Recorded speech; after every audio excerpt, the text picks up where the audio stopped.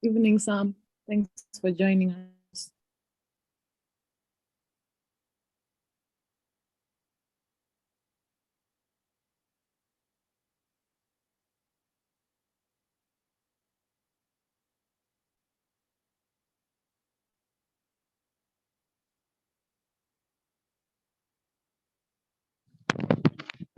Please allow me to share the screen because I've joined with two devices, my phone and laptop. So my laptop, I cannot be able to share the screen. I've renamed myself as John. The plain John. Yeah. Okay, let me give you access.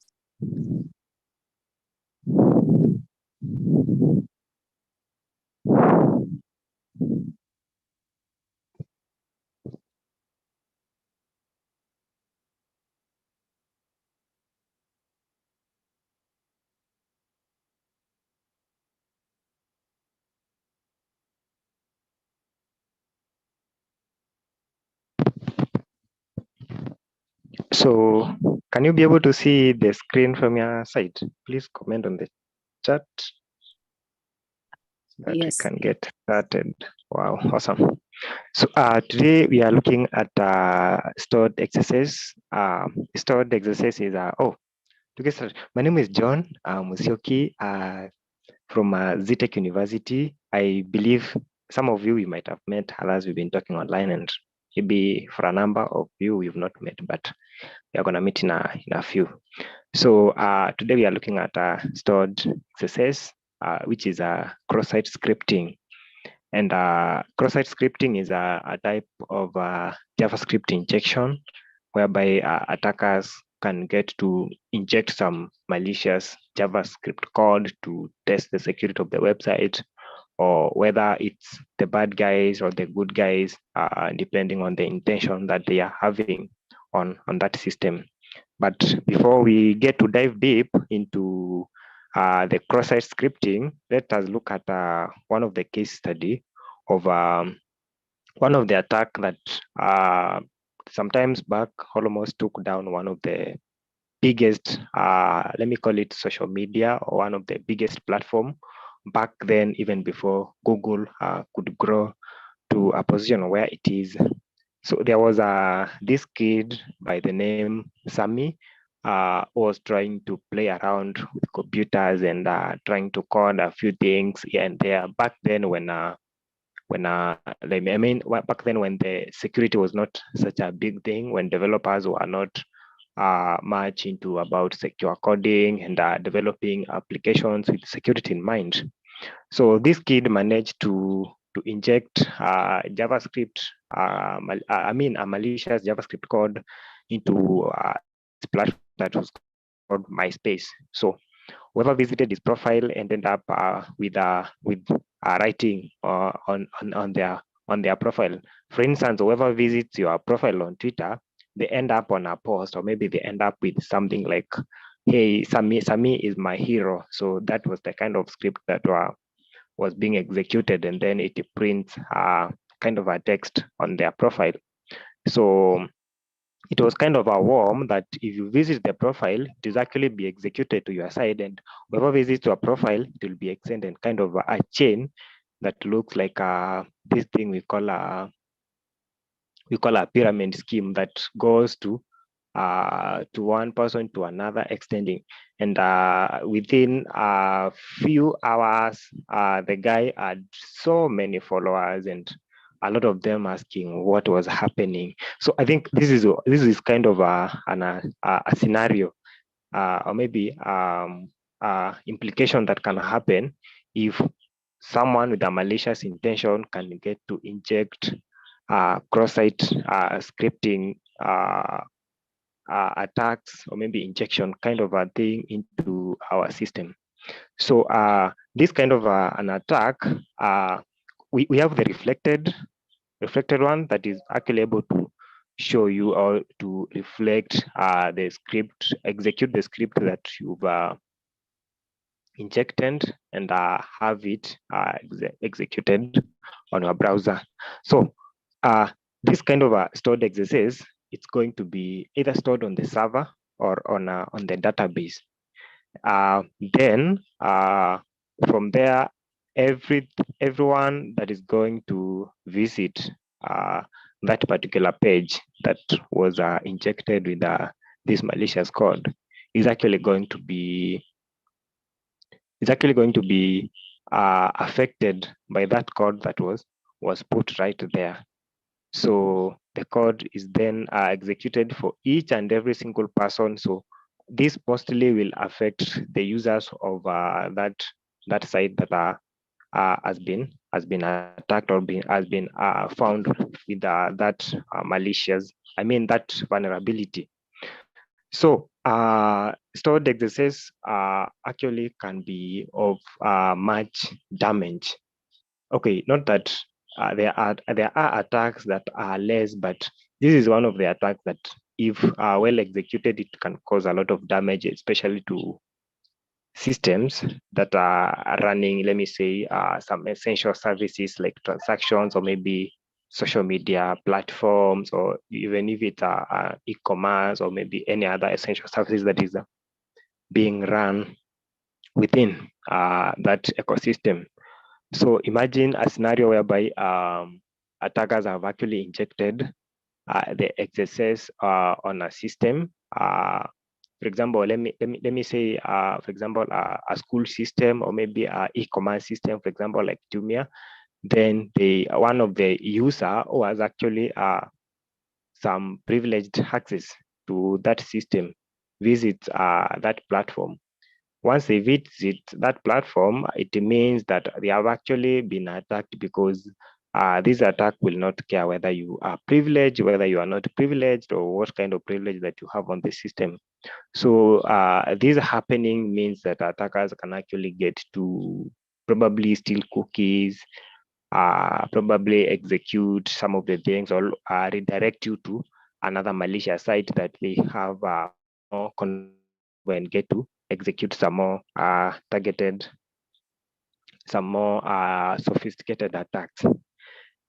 So then how does it work?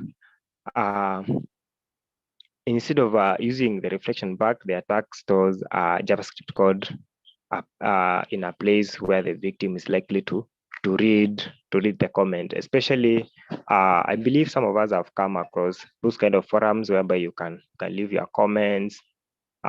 You can read somewhere where you can be able to like upload your let me call it, okay, upload your profile photo, or maybe upload your image together with some description. So someone will come there, upload their image, and what they were supposed to upload also as a description, instead they upload some malicious JavaScript code. And then from there, try to take over from your system, or perform their intention, whichever it was. Yeah. So this happens because the data that has been sent to the server from the user was not well sanitized, or it was not well filtered. And then the browser allows this data to go to the server and be stored, which is a malicious code that is being executed on the server. So let's go to execution. How can we get to find cross-site scripting vulnerabilities? So because cross-site scripting vulnerabilities will use JavaScript. So this means that we might not be pro at coding in JavaScript, but if we understand a few tags, a few things here and there, I believe we are good to go. If you know exactly what you are doing, then the rest of it, we can actually get so many materials from the internet. There are so many XSS payloads. If you visit GitHub, for example, if you visit also Medium, so many guys are going to be out there sharing XSS payloads, how they were able to probably run a successful attack on a reputable system, or maybe a reputable website or system. Yeah. Also, there is also ChatGPT. There is also Bard that I can actually get to help you in generating some of the payloads if you give it the right prompt. Yeah. So, but still, let us have it in mind that JavaScript is a very essential. Actually, it might be an advantage if you are pro at JavaScript, because this means that you can actually get to write some more advanced code that can actually take the other guys quite some time to get to find out what you are doing, how did you do it, and yeah, such. So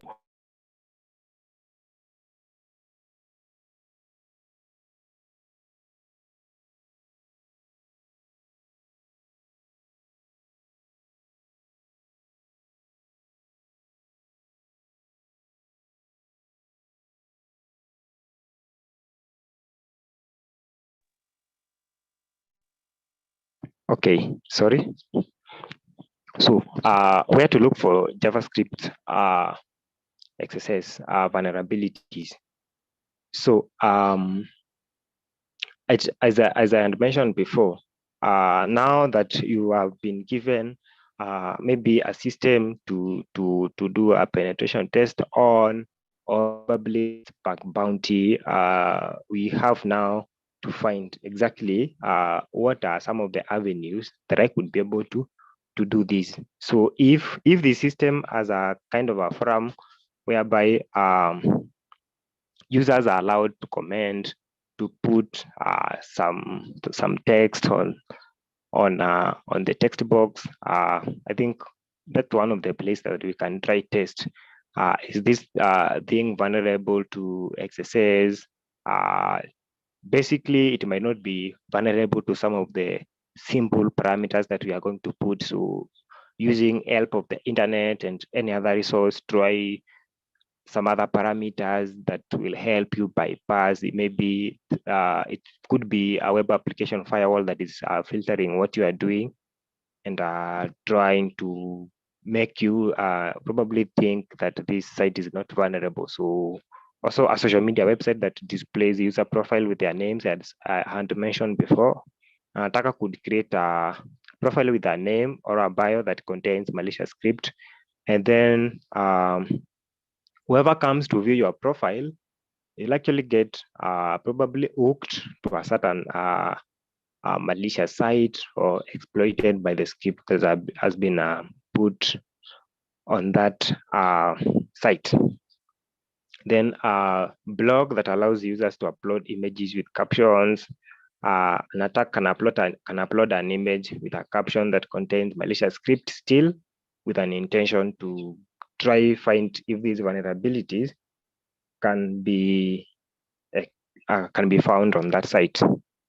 Then let me, before we just try some demo, let me try mention some prevention measures that we can try see if we can leverage on them to make sure that our site is actually okay, might not be 100% secure, but again, we can try minimize those some of the risks, because the goal of security guys is to make sure that they've covered as much loopholes as possible.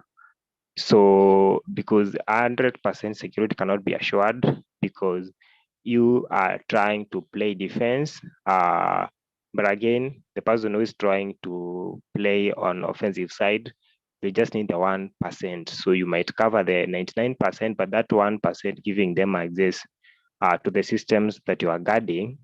This means that that 99% probably will be rendered useless, because they've managed to achieve their goal, which was your work to prevent them from getting in. So creating session token on the first visit, especially for developers in the house that are developing applications, need to leverage on that. Then while performing authentication, try to destroy the old session and also create a new one. We can also try to expire sessions after a short period. Don't let sessions prolong. Then we also try to destroy sessions after logout, and this could help us maybe get some of the things that you are doing terminated and such. Then also use SSL session to mark cookies as secure. Then if possible, we could make sure that we monitor the user agent. It doesn't change during the session. Yeah, so just a minute. But before I go to the next slide, if anyone has a question, please you can type on the chat box.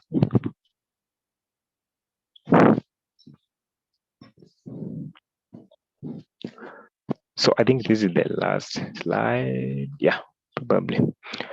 So web application also, when it comes to developers, it is like our duty to make sure that we've not just developed systems because of functionality, because it might be working, but it's still vulnerable. So whichever the task it's performing, if one day we wake up to being told that we've actually been attacked, then it means our users may not be able to visit the site, or probably some loss has been done on the site, some data has been stolen, or probably some things have been shut down.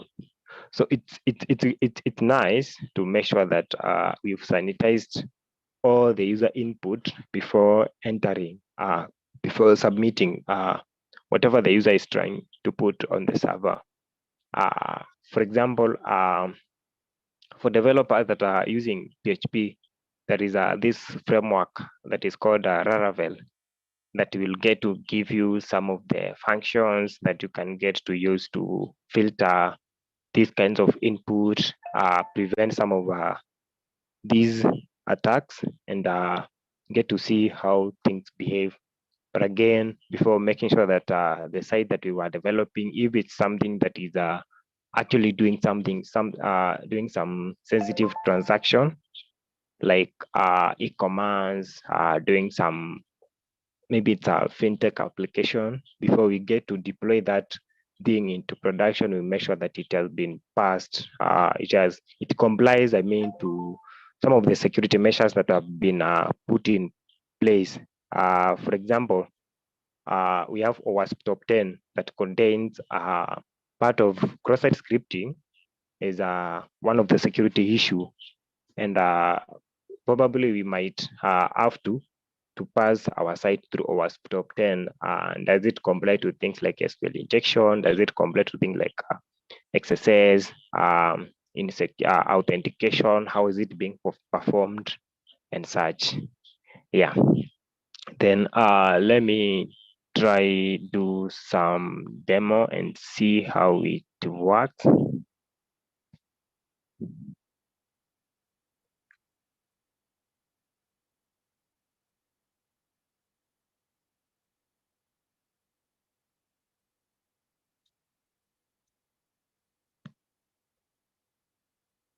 But if anyone has a question, you can drop it on the chat box.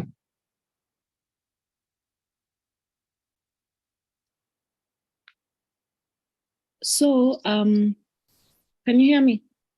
Yes, yes. Ryan asked, have you already answered Ryan's question? No. He asked, is it easy to find stored XSS in React or any other JavaScript framework?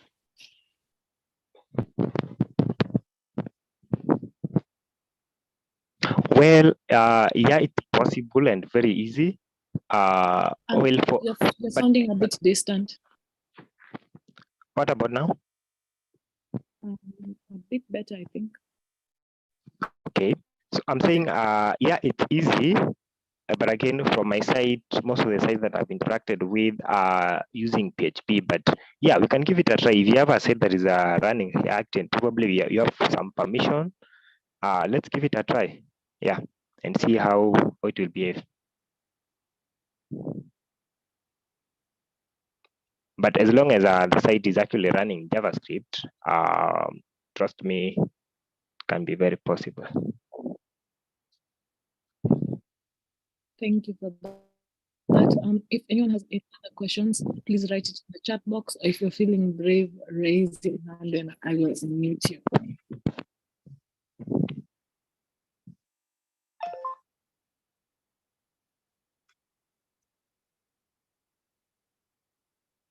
So just a minute. That's okay.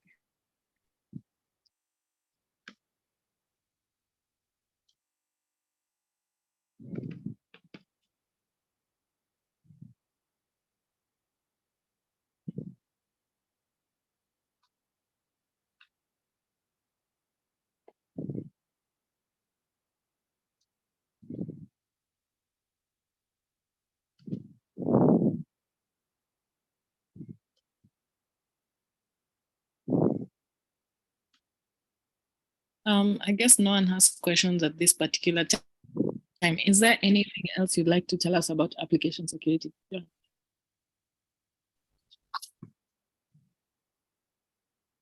Me or the audience? You. Well, yeah, let me see. Application security is a lucrative space whereby security engineers every day we are seeing. Wait, I got kicked out on the other machine. No, you're still fine, but the slides are not showing. Whereby, whereby security engineers are getting hired on every single week. If you go to LinkedIn and search for security engineers jobs, you will find a lot of them both in Kenya and remote jobs for places like US, Australia, and Europe, as well as some of the guys that are actually trying to, okay, for someone who is actually into entry level, there are so many startups in Kenya that are trying to publish their whatever the ideas or whatever they are trying to do. They have applications trying to help them publish into production, but most of them are worried about security. So definitely they might find you somewhere on the space and get to give you a gig, also bug bounty, of which some of the guys in Kenya are actually pursuing. It's one of the lucrative opportunities you get to win or probably find a bug in a system, can actually get to be rewarded some good token. Yeah. And I believe application security is here to stay because applications are getting developed on every day. Vulnerabilities are being found every day. Not only for web application, we still have Android application that are actually, I think most guys try to go into web. I don't know. I think Android is a bit.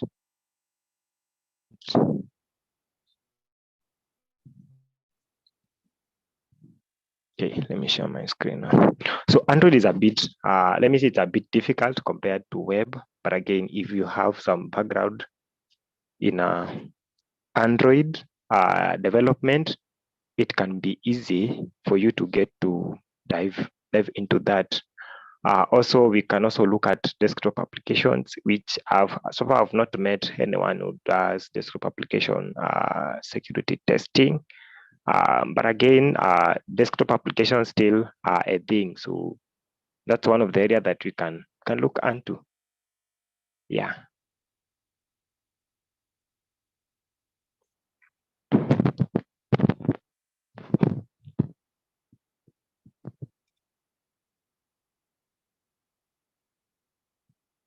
So I am trying to find out if my lab is on. Yeah.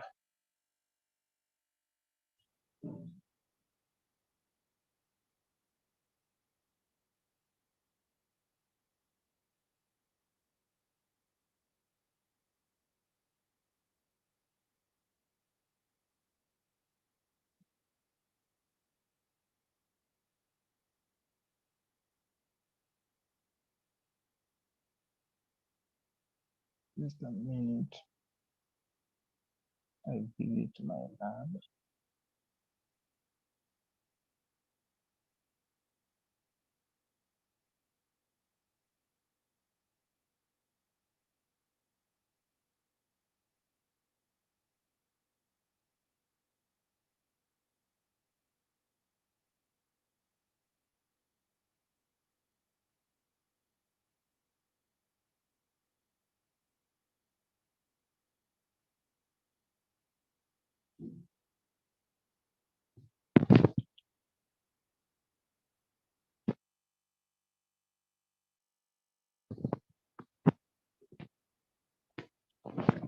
Can you see my screen?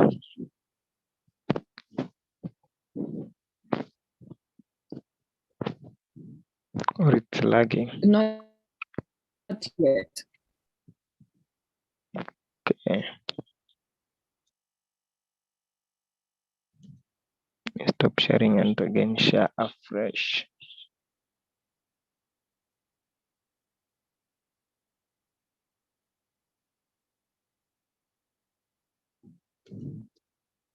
What about now? It just says John has started screen sharing. Double click to enter full screen mode, but you can't really see what you're sharing. But try and double click. Let's see. Okay, let me give it a minute and see how it behaves. But again, if someone has any question about application security, maybe something related to pen testing, please do share. Yes, your screen. I can see your screen. See. Wow, awesome. So I have this lab that is on another machine. 192 should be 103. Yeah, that is it's actually the VWA.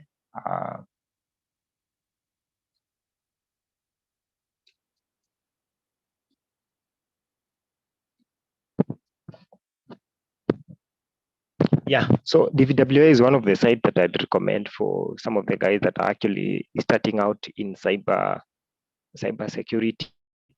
There are so many write-ups out there. There are so many YouTube videos. There are so many resources, even on GitHub, that you can come across to guide you from one point to another where you get stuck. And again, the cybersecurity community is actually very generous when it comes to sharing of information. So definitely this is one of the resources that are, or the lab that I actually recommend to anyone trying to start out in cybersecurity out there. It contains the OWASP top 10 vulnerabilities. So this is not the most recent one, but they just keep on alternating from each year to each year on based on what vulnerabilities was has been exploited. For example, let me say last year, which vulnerabilities was exploited most on majority of the sites and how the impact was. So coming down, there is a place with stored XSS. So if I could downgrade security to low, it's actually low. Then I come to XSS stored. So this is one of probably an input form whereby I can be able to put some text to probably looks like a sign book whereby someone is entering and probably putting in some data. Could be where someone has read an article and then they are putting their name and comment, or maybe they are feeling based on their opinion on what they feel based on what they read. So as a someone who's trying to do tests in security, definitely we are not going to put the normal text, but now because this is a site that is probably running some PHP in the backend and some JavaScript for the functionality of the site, we try see if we can probably find something. So, but first we just try to, for example, we can say messages she has presentation, try side, wait, it's not, let me reset database, could I put something?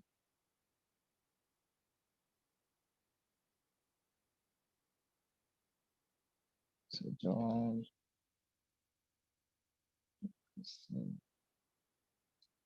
she has presentation. Oh yeah, so it's actually appearing. So it's like the way you go on Facebook, Twitter, and do social media, whereby you can be able to write a comment and then it shows just down there. So now we can try see if we can execute some XSS. So I can come, say John, then probably put some JavaScript code, say script, then alert. This is where now we said somehow you might need those basic understanding of JavaScript to be able to know exactly what I'm trying to put on this text box. What will it do at the back end of the system? Or if it's executed, what will it do? If I get an error, probably they are running a web application firewall. How will I get to bypass that? So you can put either a double quote or single quote. Then let me say something like we are testing. We're testing this web. Or let me just put testing.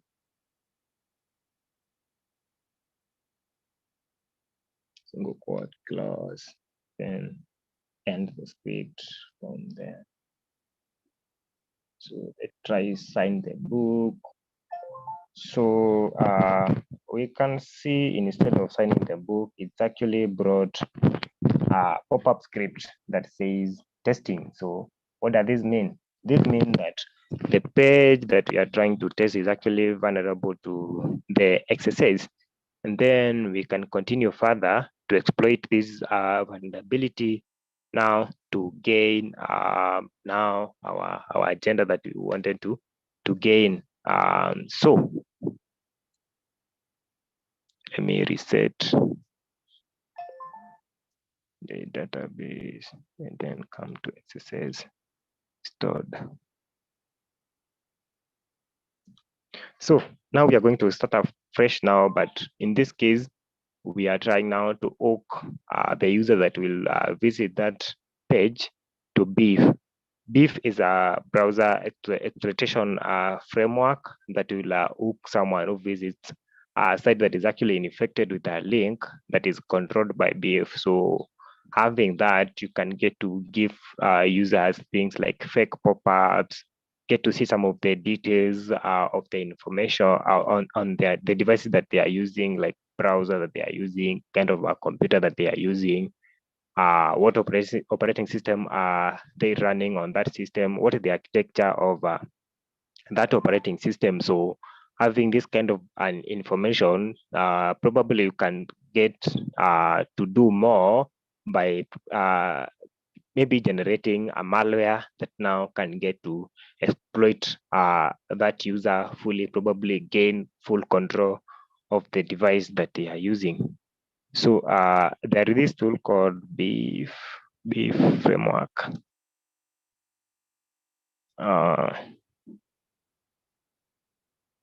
Let me give it a minute to start. Yeah, it's now almost starting. Yeah, it's now okay. So it will give me a UI user interface that I need to copy and open. Let me find out if it has opened. Yeah, it has actually opened. Yeah. So on the Beef, we have online and offline browsers. So online browsers are actually browsers that are actually at the moment, as we are speaking, they are hooked. But then offline browsers are browsers that were for users that were hooked, but probably they disconnected or they reset their network, or maybe they got offline. So at the moment, we have no access to those users. So now I go back to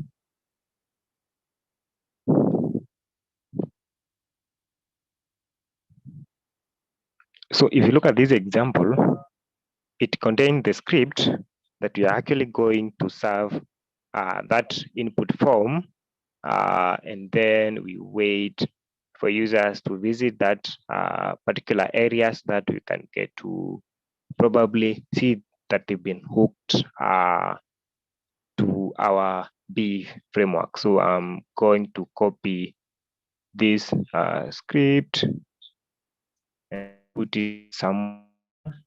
Let me open another terminal, open a note. Okay.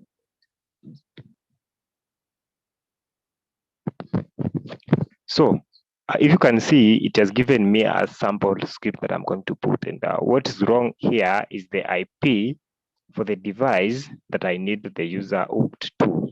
So the IP, where I have local IP, I'm going to check for my IP.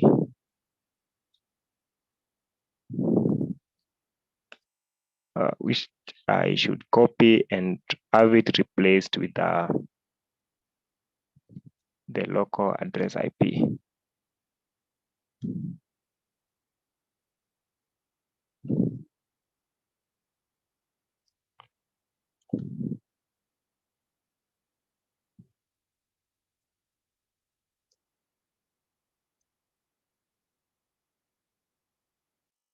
Then you can copy the script.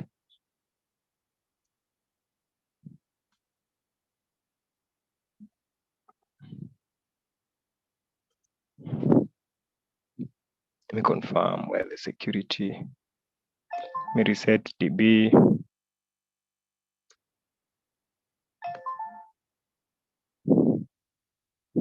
Then we can try see, let me see, it's John who's trying to sign up. Then we can paste the code. But again, we are getting an issue whereby we are seems to be they have a limited number of characters. So from here we have to like erase everything because they are limiting. Right click and again try to see if we can get them to access to allow us paste the number of characters that we want. So looking inspecting the code, there is somewhere whereby they put the minimum length for each text area, so that probably if it's a comment, you can't just come there and paste like 400 words. If somewhere you are supposed to write like a sentence, they keep you limited to that. So we try modify that to probably something like 100 or maybe 80 that can get us to like paste our old thing. And now I think now, yeah, it works. We can now try sign. Yeah. So the name has actually been put, but again, the part of the message, because we put a script, this means that the script has actually been stored somewhere.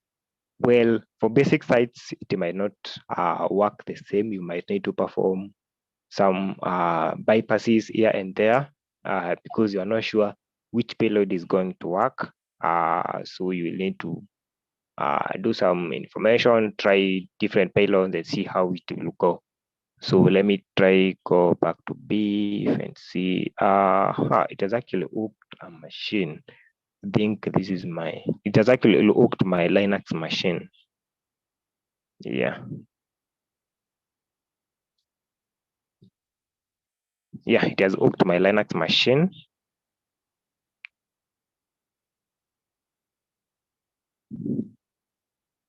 Right here. So you can see the server. This is the IP for the server that I was trying to visit.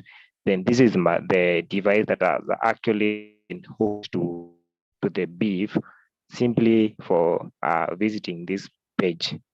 So having that means that somehow you are able to accomplish now getting the user to be compromised, because everyone who's going to visit on that page, they should actually be hooked. So if we had put this on a public server, or if it was a public IP, we would have get to share the link on the chat box and probably have someone click on that link and they will be actually hooked to this beef, and then we can perform a few exploits on the browser. So browser has some inbuilt commands that you can actually try to execute and see whether you can be able to gain full access to the device. For example, if I could search something like Google, I don't know whether I'll be able to find it.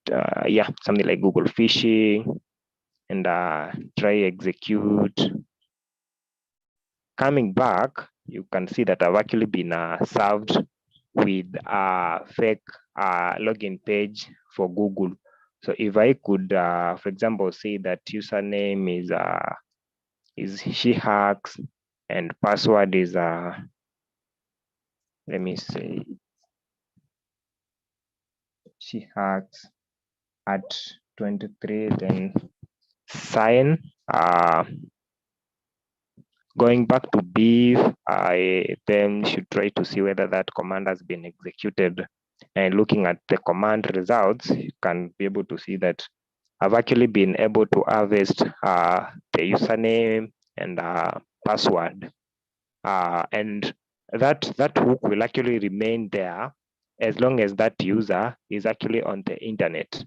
So basically, if you are that person who can, if it's a corporate environment where we have devices connected to the internet, probably from morning to evening, then it means all through that day long, attackers can actually be able to do a lot of things in as much as exploitation is concerned. So yeah, that's it for today from me. If anyone has a question, please ask. I believe I'm done with my presentation. Thank you.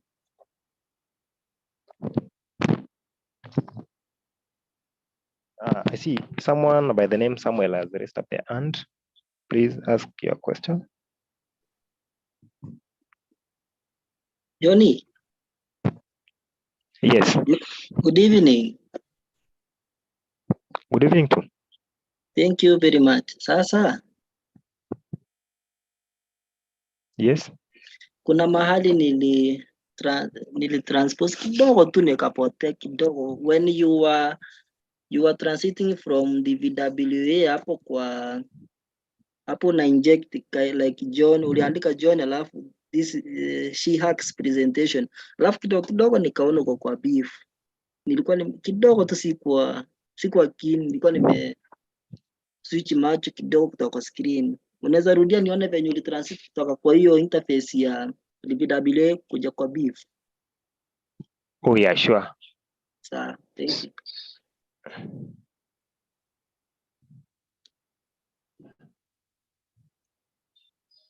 So can you see my screen right now?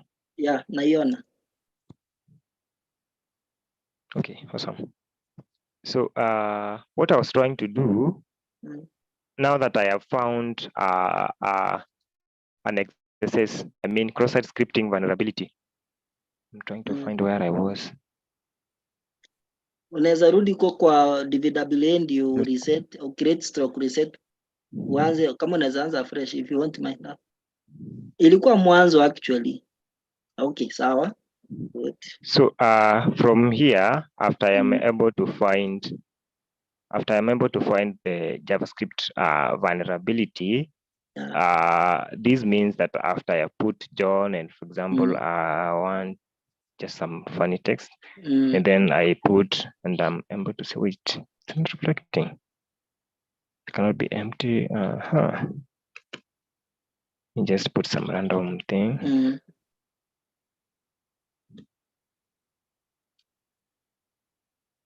Okay. It seems a previous code is affecting. So unaweza create afresh. Let me just reset. Reset. Andika bibo. Sawa. Yeah, it's actually working. So it means now I'm going to execute my JavaScript thing, which I'm going to write some JavaScript code to try see if the system is vulnerable. So from there, I'm probably going to see a pop-up that whatever I was trying to execute has actually been executed. Now as an attacker, having that pop-up, you've not actually exploited anything, but found that this system is actually vulnerable. So based on the agenda that you had performing that test, for example, my agenda was actually to get the user who visit this particular page hooked up to beef. Yeah. And that's why I put a script that I will keep on running to this page, so that if you visit my page, you'll actually be hooked to my beef, which hosts some malicious code, and I'll get to have some level of control on your browser. someone else would come and write some JavaScript code that will actually get to like steal your cookies or maybe redirect you to some other malicious sites, maybe to gain traffic or based on the agenda that they are having. Yeah. So from there, beef ilipatikana aje kind? Okay, Beef is a tool that comes with pre-installed with Linux, Kali Linux. But still, if you don't have it, some versions do not come with Beef. Still, you can be able to install it. It's a free and open source available tool. Yeah, so you just need to open your terminal and type Beef. If it's not there, you can install it from GitHub and maybe open it on a GUI, graphical user interface. Just need to type Beef, yeah. Then you'll get it started. Nimeona hapa ndio nilikuwa natafuta. Yeah. Sawa, thank you. So anyone else with a question? Because I think we are running out of time. We just have about 5 minutes.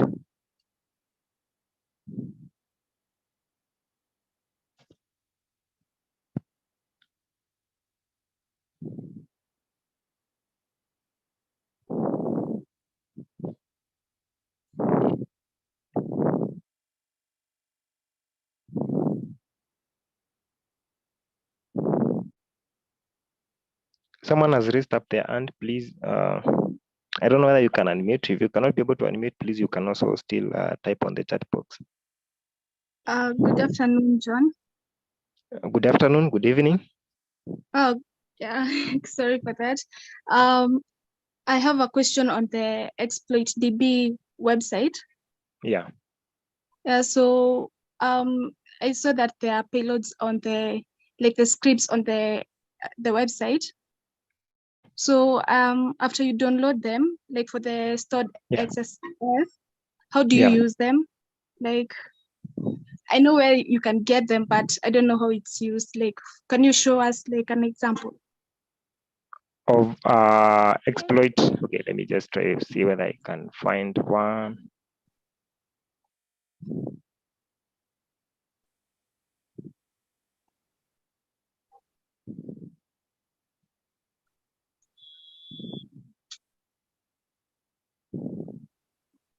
So actually, some exploits when it comes to XSS, you might just enter one line. Sometimes you might have to write like a few lines of code, like 4 or 5 lines of code, because some systems are actually developed by guys that have it in mind that this system might be attacked. So definitely they will put a lot of security measures in it and a lot of filters. For ExploitDB, yes, some might work, others might not work. Some you might need to just modify a few of them. For example, I just found one on ExploitDB. Let me see. Let me just share the screen.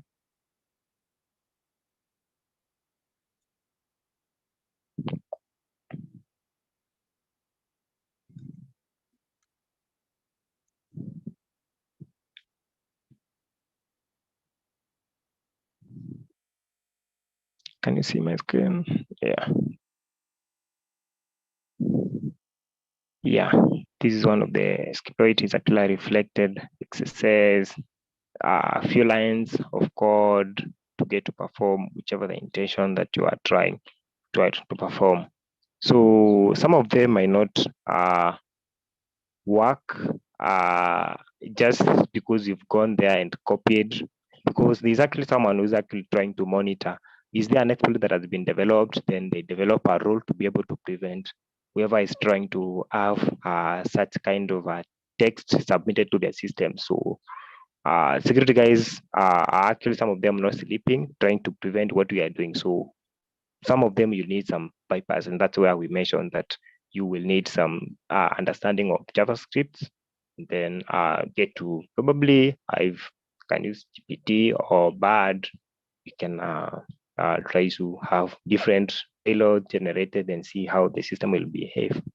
Yeah, just be a cat and mouse game. For example, assuming that you are trying to let me say someone has hired you to find out what are some of the ways that you can actually steal. So try break the door, try pass my my aunt through the window, try find if there is somewhere I can get to see what is inside the house, and then whatever works, then that's what I'm gonna recommend, that you need to fix your window. Probably there is like a small hole I was able to break in and steal whatever was in your house, or maybe this is how a thief could get into your house.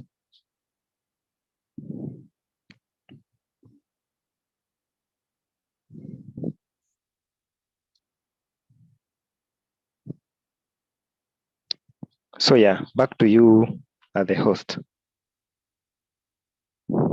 Thank you, John, for answering those two questions and giving extra demonstrations. I really enjoyed the session. I hope you come back to elaborate more with more practicals. So I'd like to thank you for that, and I'd like to thank everyone who's still here for joining us and going through the entire session. Hope to see you on our next session, which should be on a Thursday. I don't know if it's this Thursday, but we'll have another session. We have our campus sessions on Tuesdays and our community sessions on Thursdays. But thanks again, John. Nancy was here, but she had to leave for a bit. But I guess I'm closing off. So hopefully I've done an adequate job. Thanks. Awesome. Appreciate. Okay. Good night, everyone.